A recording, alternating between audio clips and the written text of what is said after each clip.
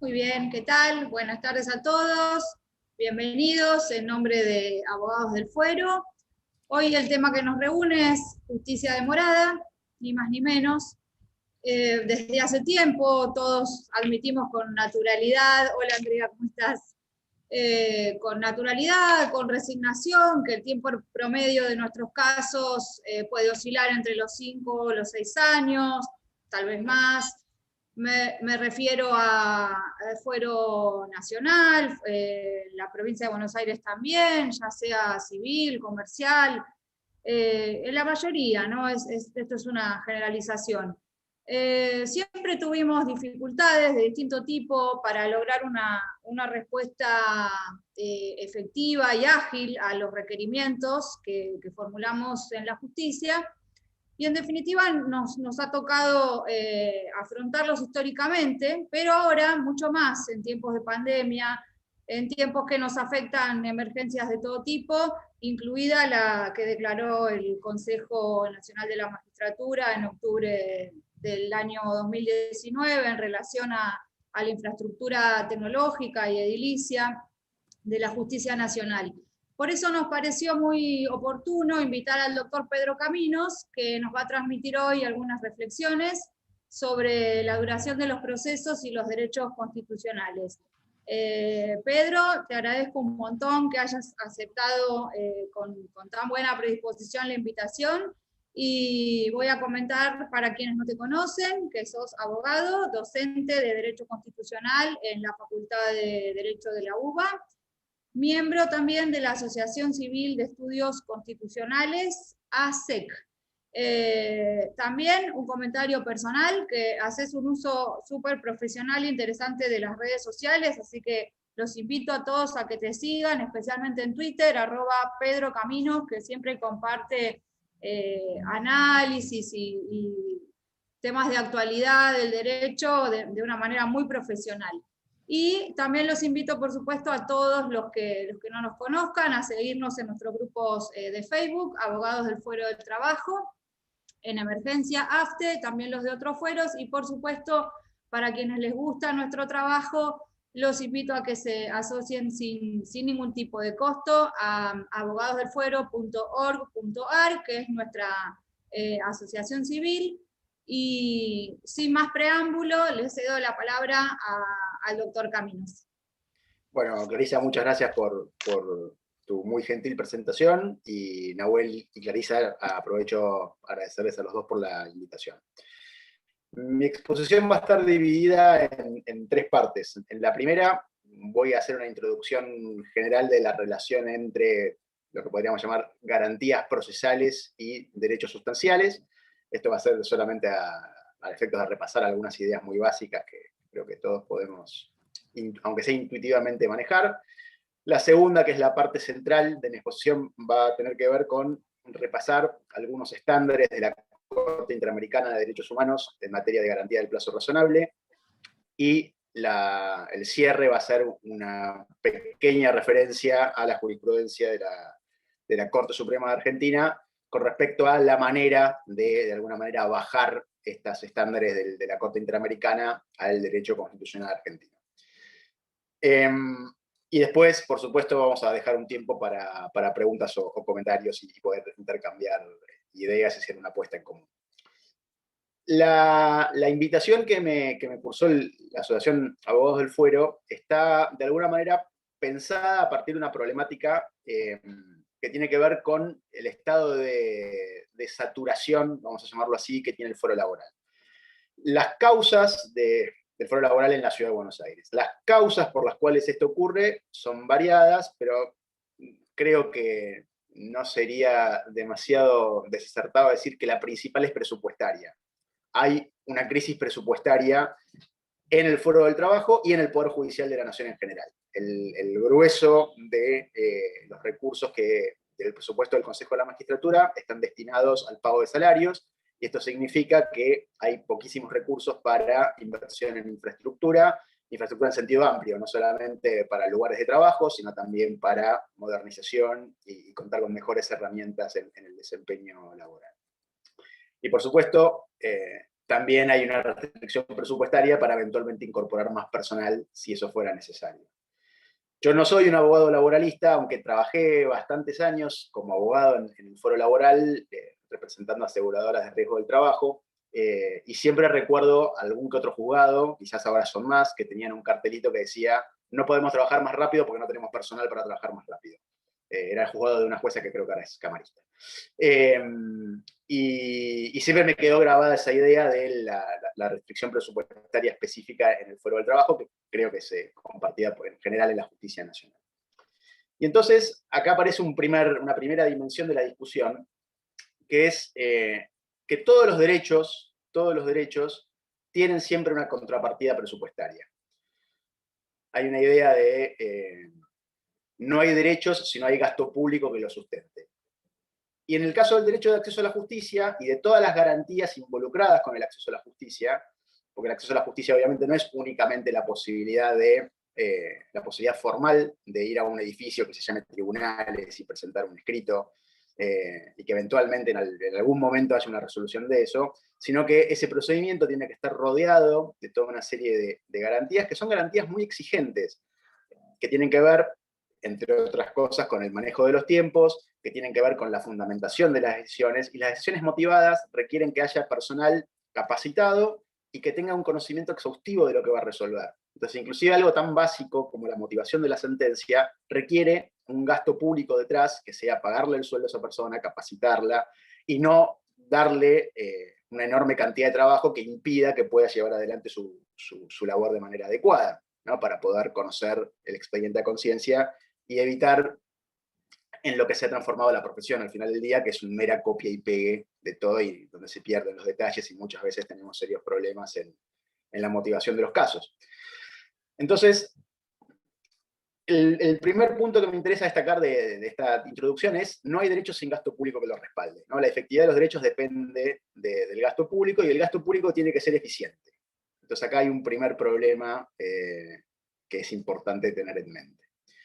La segunda cuestión tiene que ver con que las garantías procesales son valiosas en sí mismas, son derechos constitucionales en sí mismos, pero además hay una conexión, que este era el punto que sostenía antes, que iba a ser intuitivo o muy obvio para los que trabajamos como abogados. Hay una conexión muy clara entre el respeto del derecho de acceso a la justicia y de las garantías y la satisfacción de los derechos sustanciales que se pretenden proteger a través del acceso a la justicia.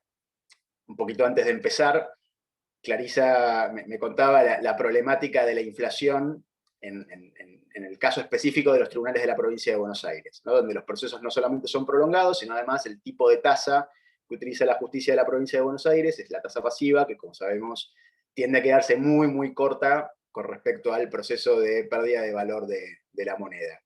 Y por lo tanto, el derecho sustancial que se trata de proteger a través de un proceso laboral, que básicamente consiste en reparar a través del pago de una indemnización cierto daño provocado por un distracto laboral o provocado por un accidente de trabajo, el monto de dinero que va a recibir ese trabajador nunca va a reparar efectivamente el daño sufrido, precisamente por el paso del tiempo y por el uso de mecanismos, en este caso de una tasa, que no permite compensar ese paso del tiempo en el contexto inflacionario de la Argentina.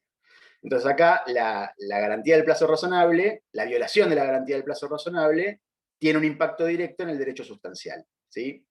Entonces cuando hablamos de los derechos más procesales, las garantías procedimentales y el derecho de acceso a la justicia, las violaciones a esos derechos no solamente son, insisto, violaciones en sí mismas a ciertos derechos reconocidos en la Constitución y en instrumentos internacionales, sino que muchas veces la frustración de esas garantías trae aparejada la frustración de los derechos de fondo, ¿no? Eso como contexto general. ¿Qué regulación tenemos a nivel constitucional con respecto a las garantías? Bueno, en nuestra tradición constitucional, siempre la gran disposición que permite establecer la referencia normativa en materia procesal es el artículo 18 de la Constitución. No es la única, pero claramente es la central. Pero claro, el artículo 18 tiene la peculiaridad de que es una disposición que casi siempre se la interpretó como orientada especialmente al ámbito penal. Por supuesto, hay jurisprudencia de la Corte que ha realizado una interpretación relativamente extensiva a otros ámbitos, principalmente en lo que tiene que ver con la garantía del debido proceso. Pero la garantía del debido proceso, en nuestro derecho, en nuestra tradición constitucional, es una garantía, vamos a decir, amarreta. Es una garantía que no tiene un contenido propio demasiado desarrollado. La garantía del debido proceso básicamente consiste en que el órgano jurisdiccional no puede apartarse de la normativa procesal. ¿No? Digamos, no hay demasiado secreto que esto. Y si lo hace, eso importa una violación al artículo 18 de la Constitución.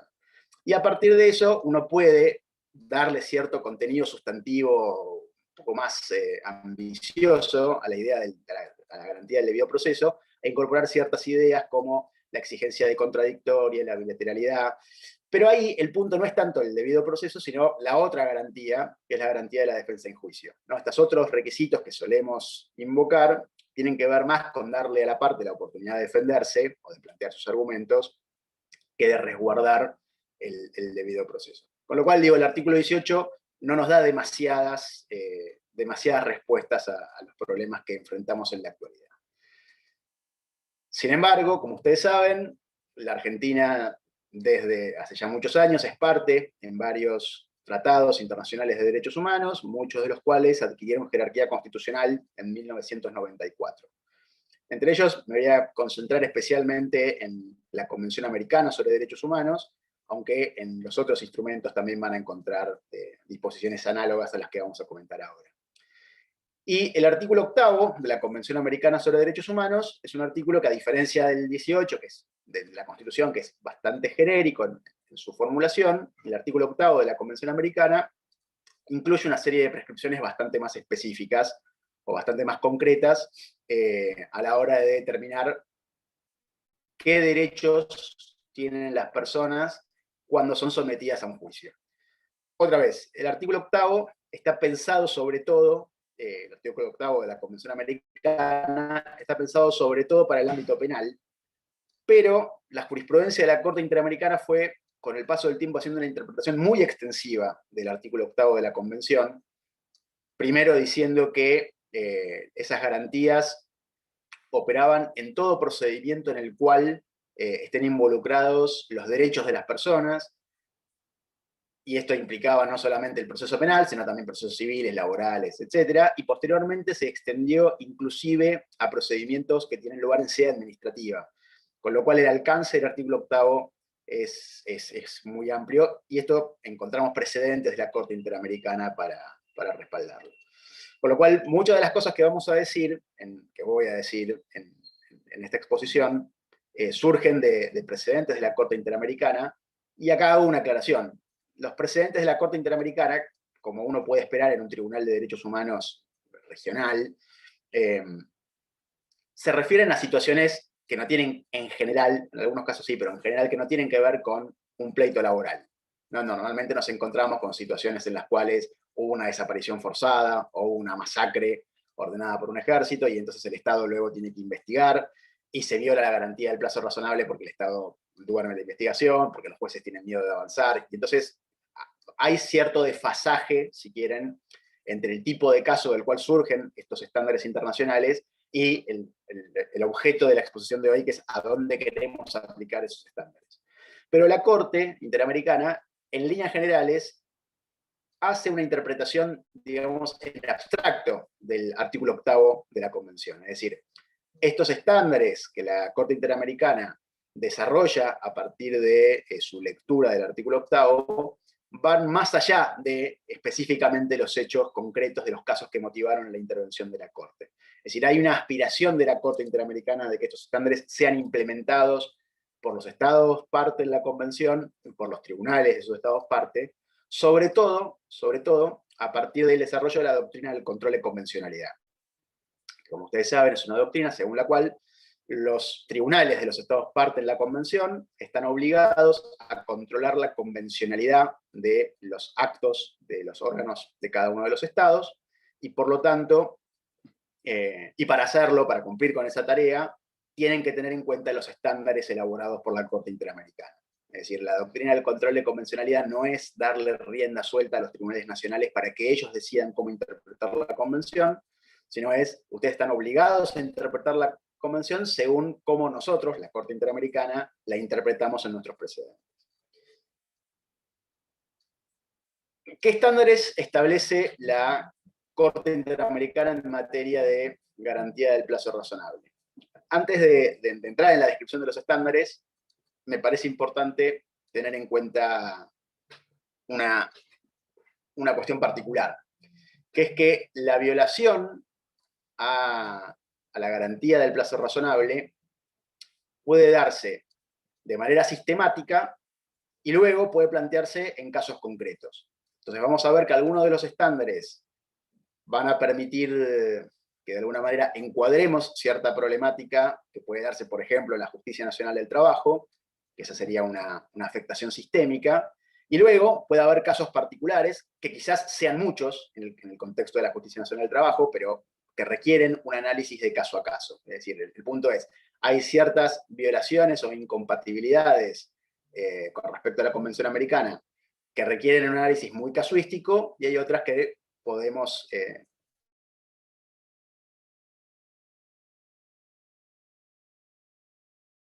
estándares que elabora la Corte Interamericana. Bueno, el primer punto tiene que ver con cuál es la unidad de medida, cuál es la forma, la manera de medir la violación de la garantía del plazo razonable o el cumplimiento de la garantía del plazo razonable. Y la primera medida tiene que ver con el análisis global del procedimiento. La Corte Interamericana lo que sostiene es que para determinar si se violó o no se violó la garantía del plazo razonable, lo que hay que tener en cuenta es la totalidad del procedimiento. Insisto, como en general los casos que llegan a la Corte Interamericana son casos que tienen alguna relación con el proceso penal, entonces el punto de partida que toma, que en algunos casos la Corte Interamericana, es el momento en el cual una persona queda sujeta a la jurisdicción de un tribunal, ¿no? Que es claramente un caso penal.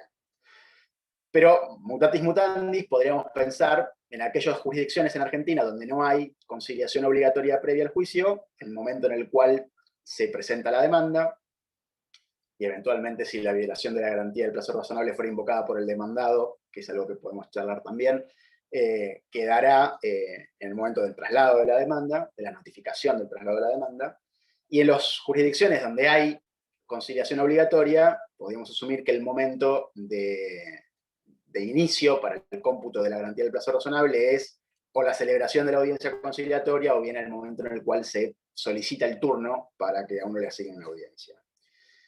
¿Y cuándo se termina el plazo? ¿Cuándo terminamos de hacer el cómputo? Bueno, la Corte Interamericana sostiene que hay que incluir todas las instancias recursivas. Todas las instancias recursivas. De manera que adquiera firmeza. Esto, digamos, en el caso de la Ciudad de Buenos Aires, requeriría esperar a la interposición del recurso extraordinario, la sustanciación, la eventual inadmisibilidad, esperar la presentación del recurso de queja si se presenta, y luego esperar que ese recurso de queja, si la Corte lo desestima, esa desestimación, bueno, y si la Corte lo abriera, va a haber que esperar a que la Corte resuelva el caso. Con lo cual, fíjense que si un juicio de primera instancia ya dura 5 o 6 años, en promedio, muy probablemente casi todos los procesos laborales de la Ciudad de Buenos Aires violan la garantía del plazo razonable, ¿no? Porque si tenemos que contar desde el SECLO hasta que la Corte, digamos, mete el 280, digamos, pone la plancha del 280 frente a un recurso de queja, seguramente la cantidad de años que insumió ese proceso laboral ya es, digamos, absurda, no resiste un análisis serio, ¿no? Entonces acá, si quieren, con solamente tener en cuenta esta unidad de medida que propone la Corte Interamericana, ya tenemos el problema sistémico al que hacíamos alusión antes. Luego, hay 3 factores que la Corte Interamericana sostiene que son importantes para analizar si se violó o no se violó la garantía del plazo razonable. El primer factor tiene que ver con la complejidad del caso. Es cierto, un proceso laboral puede plantear en algunos casos alguna complejidad, sobre todo en ciertos casos puede haber cierta complejidad probatoria, Pero seamos honestos, la gran mayoría de los procesos laborales no son complejos. En los casos de accidentes de trabajo, en realidad lo único que tenemos que esperar es que lo revise un médico al trabajador, y si hubiera alguna duda con respecto a cómo fue el siniestro, que haya algunos testigos, pero no necesitamos mucho más que eso.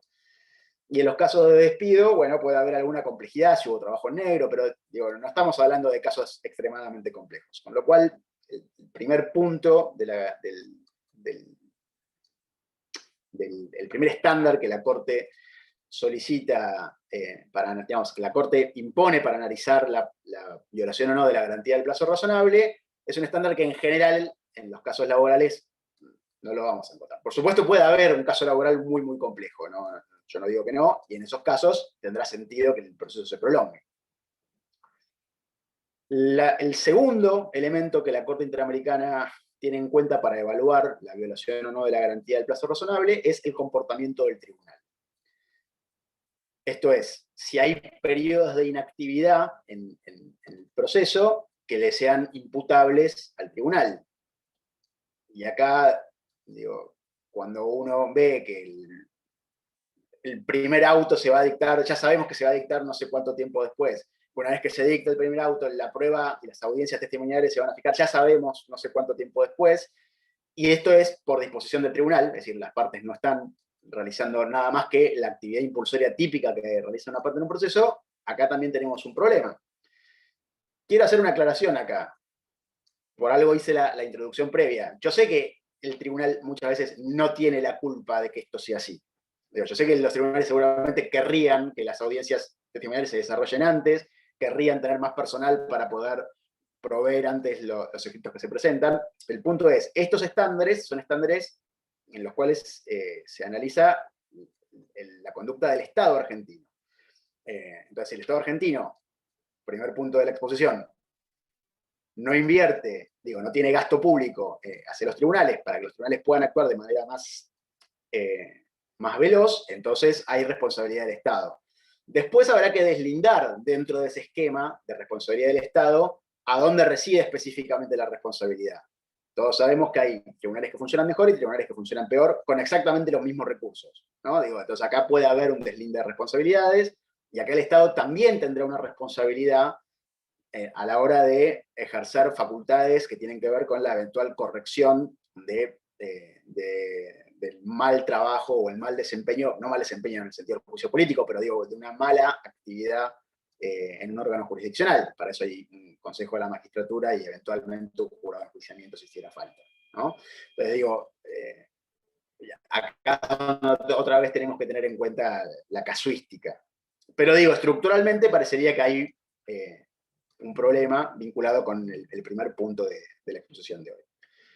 Y el último elemento que la Corte Interamericana sostiene que hay que analizar para evaluar la violación o no de la garantía del plazo razonable es si la conducta de las partes. Puede ocurrir que las partes a veces adopten un comportamiento concebido para dilatar el trámite del proceso. Y entonces, acá habrá que ver quién es el que está invocando la garantía del plazo razonable. Si el que la invoca es el que hizo, el que llevó adelante estos actos dilatorios, no la puede invocar, ¿no? Este es básicamente el punto. Pero si es la contraparte, si es la víctima de estos actos dilatorios, puede sostener que el tribunal tendría que haber tomado medidas para evitar estos actos dilatorios de la parte que los llevó adelante, ¿no? Acá, me hago cargo, en términos corporativos, de que los abogados a veces chicaneamos los procesos. Esto es una realidad, pero entonces ahí tiene que haber un freno jurisdiccional, ¿no? Hasta cierto punto, cierta actividad procesal puede venir exigida por la garantía de la defensa en juicio, por arriba de ese punto ya parecería que no. En cualquier caso, los elementos entonces son básicamente tener en cuenta la complejidad del proceso, tener en cuenta la actividad del tribunal, tener en cuenta la actividad de las partes, y este análisis tripartito hay que hacerlo de manera global en la totalidad del procedimiento, ¿sí? De manera tal que esto es lo que la Corte Interamericana exige para determinar si se violó o no se violó la garantía del plazo razonable. Y el último punto de mi exposición tiene que ver con, bueno, estos son estándares de la Corte Interamericana, pero ¿y nuestra Corte qué dice con respecto a estas garantías? Bueno, la Corte Argentina, ustedes saben, tiene algunos vaivenes con respecto a cómo evalúa el grado de obligatoriedad que tienen los estándares interamericanos, los estándares elaborados por la Corte Interamericana. En líneas generales, creo que no me equivoco si digo que hay un consenso en que los tribunales argentinos no pueden ignorarlos completamente, ¿no? Los tribunales argentinos tienen que al menos considerarlos. Y podemos aplicarle a la jurisprudencia de la Corte Interamericana el mismo estándar que la Corte Suprema le aplica a sus propios precedentes, que es el estándar de, si nos vamos a apartar de lo que dice la Corte Interamericana o la Corte Suprema, tenemos que dar razones que fundamenten ese apartamiento, ¿no? Este es el estándar clásico de obligatoriedad de los precedentes de la Corte Suprema, y si no se dan esas razones para apartarse, la decisión es arbitraria. Me parece que podemos aplicar el mismo criterio con los estándares de la Corte Interamericana. Entonces, ¿podría un tribunal argentino interpretar de una manera distinta el artículo 8º de la Convención Americana a como lo suele interpretar la Corte Interamericana? Sí, podría, pero tiene que dar una explicación muy fundamentada de por qué no va a seguir esos estándares interpretativos que suele utilizar la Corte Interamericana. Eso como primera cuestión. Como segunda cuestión, en lo que hace específicamente a las garantías del artículo 8º de la Convención, la Corte Suprema compartió el juicio de la Corte Interamericana con respecto al carácter amplio que tienen estas garantías, es decir, que no se aplican únicamente al proceso penal, sino que se aplican también a otro tipo de procedimientos. En el caso Los ICER, primero con S y después con C, que es un caso donde la Justicia Contencioso Administrativo Federal revisó una serie de multas que el Banco Central le había impuesto a directivos de uno o varios bancos, no recuerdo, por incumplimiento de la normativa específica de aplicación del Banco Central, que el procedimiento era entre el procedimiento administrativo y la revisión judicial, le había llevado como casi entre 15 y 20 años, y la Corte Suprema Argentina consideró que había habido violación de la garantía del plazo razonable en los términos del artículo 8º de la Convención. Entonces, fíjense que a partir de los ICER tenemos un terreno fértil para eventualmente hacer planteos a través de recurso extraordinario de violación de la garantía del plazo razonable en el marco de procedimientos laborales. Esto es el núcleo de la exposición, ¿no? La Corte Argentina parecería que en materia de garantía del plazo razonable ha comprado el paquete que elaboró la Corte Interamericana. ¿Qué puedo decir como conclusión? Bueno, como conclusión, creo que hay un problema más estrictamente jurídico y un problema más político. Y por político solamente quiero decir, me refiero a los ámbitos de resolución.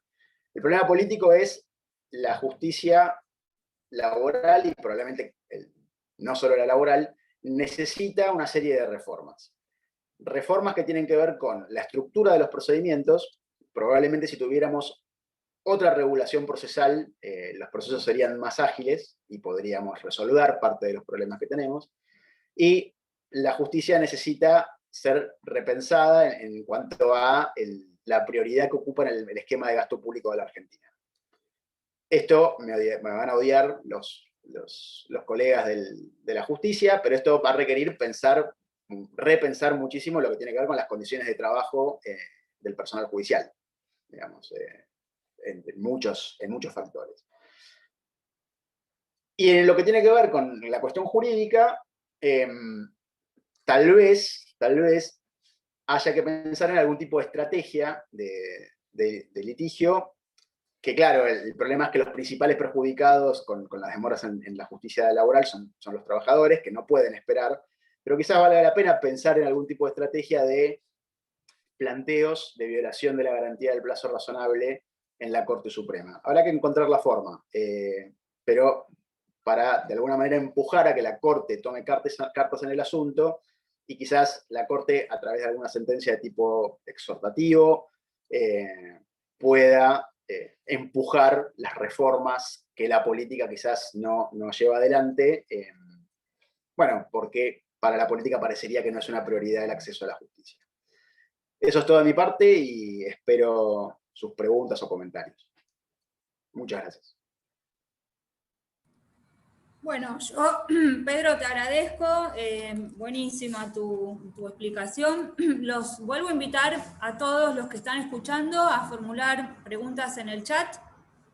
Lo que aprovecho a comentar, como laboralista y como persona, como abogada que está bastante vinculada a los reclamos en la Superintendencia de Riesgos del Trabajo, que es un tema que a la mayoría de mis colegas les preocupa un montón, que estos conceptos del plazo razonable, que en definitiva forman parte, como bien explicabas, Pedro, del debido proceso, también son extensivos, por favor corregime si me equivoco, a la sede administrativa, es decir, que el debido proceso en sede judicial, que como vos explicabas, y los estándares de la Corte Interamericana de Derechos Humanos, de este sistema, en definitiva, también tenemos que aplicarlos al procedimiento administrativo que hoy nos vemos obligados a transitar de manera previa, obligatoria y excluyente al acceso a la justicia, ¿no? Y que estamos todos padeciendo, no solo las demoras de los procesos judiciales, sino las demoras en los procesos administrativos previos, que son mucho más complejos que un SECLO, que tampoco sirven como un SECLO, porque no nos permiten a las partes una autocomposición del conflicto, porque en definitiva es la comisión médica la que va a decidir, a tomar una supuesta decisión fundada en el caso. Y además de que eso nos complica el acceso a la tutela judicial, hoy por hoy tenemos una cantidad de requisitos formales de admisión de los planteos en las comisiones médicas que directamente nos están complicando y obstaculizando de una manera bastante fuerte propiamente el acceso a la propia administración. O sea, tenemos una doble traba, somos víctimas de una doble traba. Y bueno, como vos bien decís, donde hay una necesidad hay un derecho, y no hay derecho sin gasto público que lo respalde. Así que el problema es de muy difícil solución, porque como bien cerrabas un poco al final de tu exposición, pareciera que hay un tema de falta de voluntad política, ¿no? Así que bueno, acá el doctor Facundo Castro pregunta si eso es aplicable a la SRT. Yo ya di mi opinión, pero seguramente que Pedro va a poder ampliarla. Y había un colega de nombre Yael que preguntaba por el precedente que mencionaste, si podías citar cuál era. Sí, a En algún ver, momento de la, Sí. de la, de la Corte Argentina, el presidente, lo voy a escribir en el para que es un presidente que se llama los ICER y los presidentes de la Corte Interamericana, la verdad que son un montón. No cité ninguno en concreto, porque en definitiva el estándar general aparece repetido en varios. Si quieren hacer trampa, lo más fácil es entrar a la página de la Corte Interamericana y buscar el cuadernillo número 12, que es el que corresponde a la garantía del debido proceso. Y ahí tienen ya todo resumidito y armado. Digo, si quieren Perfecto. buscar específicamente fallos y la Corte Interamericana. Pero digo, no cité fallos específicos porque eso me hubiera, digamos, obligado a entrar en análisis de los casos, digamos, hechos concretos de cada caso. Claro, bueno, yo estaba recordando que A la nosotros... super, Sí, perdóname, te escucho. Te perdí.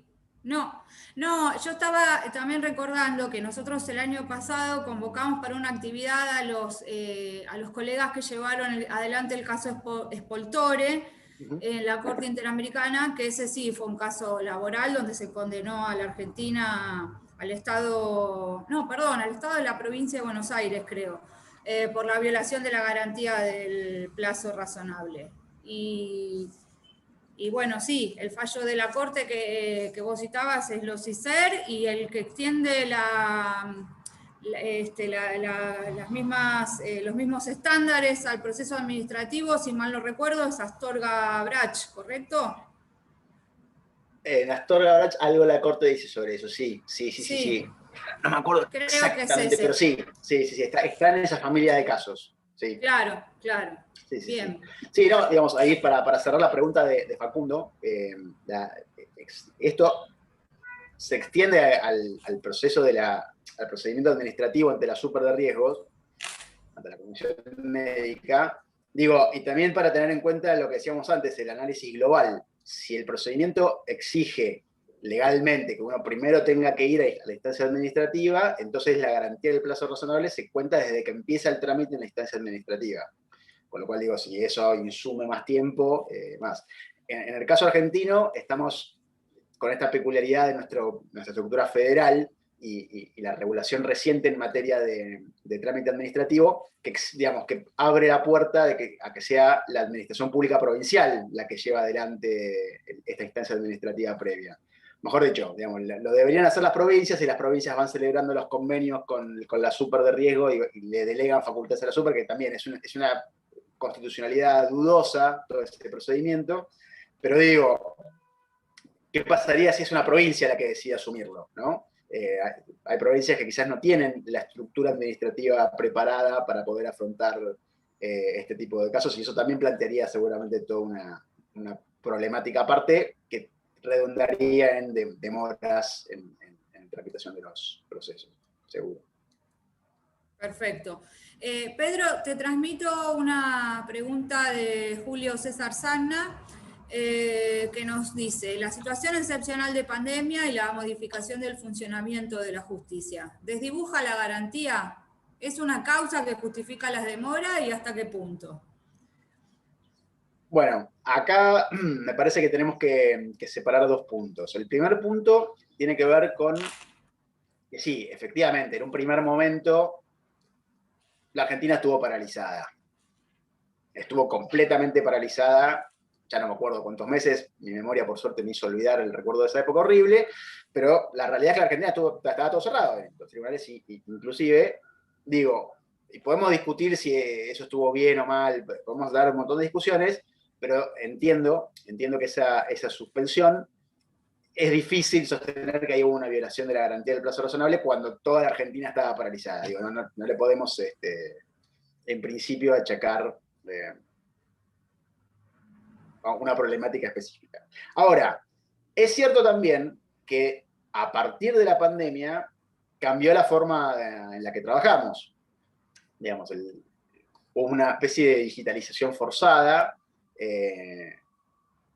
inconclusa, donde sigue siendo muy raro en el ámbito de la ciudad cómo funciona, porque tenemos algo así como un token, pero que no es exactamente un token, con lo cual tampoco estamos muy seguros del nivel de seguridad que tiene el sistema con el cual trabajamos.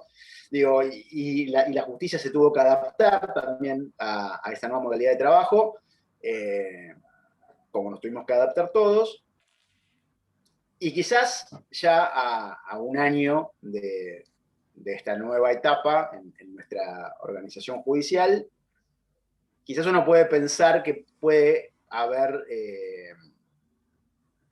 problemas, digamos, que los problemas que teníamos antes se han agudizado a partir de la pandemia. Pero no sé si ya la pandemia puede servir como argumento para las eventuales demoras. Quiero decir, todos tendremos que aprender a trabajar de otra forma. Y esto tiene que ver con lo que decía antes con respecto a las modalidades de organización en el Poder Judicial. Tendrán los trabajadores judiciales y los funcionarios y magistrados tendrán que empezar a acostumbrarse a trabajar de una manera en la cual el home office y la virtualidad no redunden en mayores demoras en la administración de justicia. Voy a decir algo, seguramente lo que voy a decir es una barbaridad absoluta, así que no se lo tomen literalmente, pero digo, en el foro comercial, en una época, hace muchos años, digo, mucho antes de que se nos ocurriera todo esto, se admitía la posibilidad de hacer audiencias testimoniales en los estudios jurídicos. Y entonces iban los abogados de las partes, se tomaba la testimonial y después se llevaba el video de la audiencia testimonial al juzgado, cuando todavía el expediente era papel 100%, digo, no, y se admitía. Yo entiendo que el derecho del trabajo tiene otras modalidades, que la presencia del tribunal es importante para proteger al trabajador, yo entiendo esas peculiaridades. Pero digo, si cuando ni se nos ocurría que hubiera expediente digital. La justicia comercial hacían esto, ¿por qué no se podría empezar a trabajar en otro tipo de modalidades? ¿Esto puede requerir una reforma de la ley de procedimiento en el ámbito laboral? Tal vez, no digo que no. Pero tenemos que empezar a pensar un poco más en herramientas más flexibles que permitan que los procedimientos avancen más rápido. Y esto implica un cambio de mentalidad de un lado y del otro del mostrador. Entonces, seguramente hubo nuevas demoras que se generaron a partir de la situación de pandemia que no creo que estén justificadas, ¿no? Creo que ese parate de 3-4 meses que padecimos el año pasado, bueno, fue lo que tuvimos, fue la manera en que como país decidimos gestionar la pandemia, bien o mal, pero fue la decisión que tomamos. Y a partir de ese momento, creo que puede haber un momento de ajuste, y el momento de ajuste fue el año pasado. Ya creo que este año tenemos que empezar a tratar de tomar ritmo en el trabajo como lo estemos desarrollando. Sí, perfecto. En definitiva, todos tenemos que tolerar cierta restricción en el ejercicio de los derechos, pero tampoco podemos, digamos, dejar que esto se perpetúe de una manera que no veamos la luz al final del túnel, ¿no? Por decirlo en palabras comunes. A ver, perdón que acabo de ver otra pregunta en el chat. Martín Gonzalo dice, una de las últimas reformas al Código Procesal Civil y Comercial instauró el deber de llevar actas de testimonio para sustentar los pedidos de beneficios. De litigar sin gastos. Claro, sí, esto seguramente este comentario de Martín debe tener que ver con las audiencias del fuero comercial que se realizaban de manera privada, incluso hasta momentos previos a la pandemia.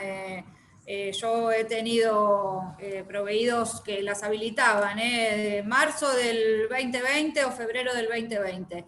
Y sí, desde luego que tenemos que adaptarnos de ambos lados del mostrador a las nuevas modalidades de ejercer la profesión. Acá está Nahuel. ¿Sí? Te desmuteás, Nahuel. ¿Querés hacer el cierre? De mi parte, Pedro, nuevamente te agradezco. Me encantó tu presencia hoy y también le agradezco a todos los participantes. A ver, para qué pongo, porque quiero... Estoy haciendo lío, ahí está. Ahí está. Pedro, la verdad que tu solvencia quedó evidenciada en la charla. Estás encarando con mucho profesionalismo un tema que está candente hoy, que nos preocupa como profesionales, nos preocupa como asociación.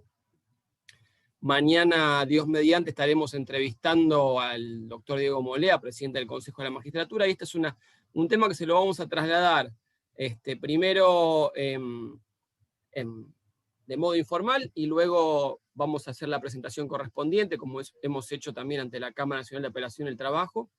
Y bueno, ya vamos a una cuestión práctica. Vos te dedicás a recursos extraordinarios, y la verdad que si tengo un recurso extraordinario, te llamaré. Bueno, muchas gracias. Porque seguramente vas a aportar a mis escritos todo un bagaje constitucional que los va a enriquecer, y calculo que los colegas que estuvieron presentes escuchando la charla también, hubo funcionarios del Poder Judicial de distinto rango, desde la Cámara hasta empleados de primera instancia, lo cual también es muy importante, porque estos son actividades que son útiles para todos, y todas, como se dice ahora. Así que, sin nada más que decir, agradecerte personalmente y en nombre de la Asociación Abogados del Fuero, a vos y a todos los presentes por haber estado. Los que les gusta lo que hacemos ya saben que se pueden asociar en forma gratuita y online. Y Pedro, cualquier actividad que quieras o cualquier información que quieras difundir, tenés las puertas y nuestras redes sociales abiertas. Muchísimas gracias a ustedes, la verdad es que la pasé muy bien y bueno, seguimos en contacto. Seguimos en contacto, buenas tardes para todos. Cariño Adiós. a todos y a Muchas todas. gracias. Cariño. Saludos. Gracias.